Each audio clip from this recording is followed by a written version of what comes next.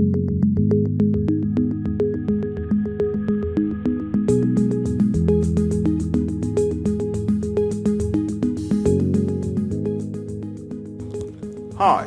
and welcome to another episode of Tutoring Clinics video.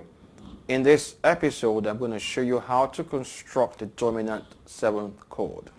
Okay, so let's dig in. To construct the dominant 7th chord, what you need to do is to apply the dominant scale first, which is G, A, B, C, D, E, F, G.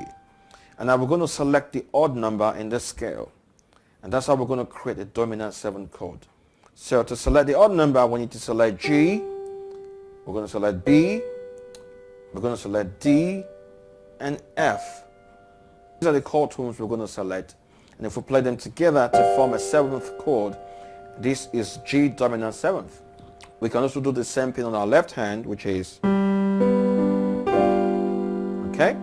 So this is how to construct dominant 7th chord.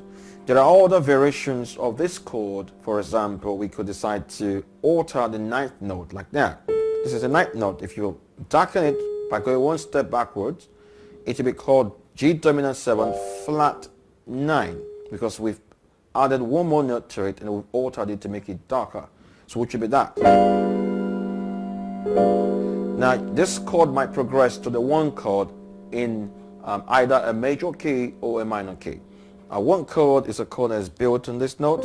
So in this case, it's C minor 7th in the minor key. And in the major key, it is C major 7th. So if we want to progress from a G dominant to a 1 chord, for example, it will be this way. And then to a 1 chord. Or from a G dominant 7th to a 1 major 7th chord. Okay, and if you want to progress from the altered extension version of a dominant chord, it will be like this. And we go from this chord straight to the 1 minor 7th.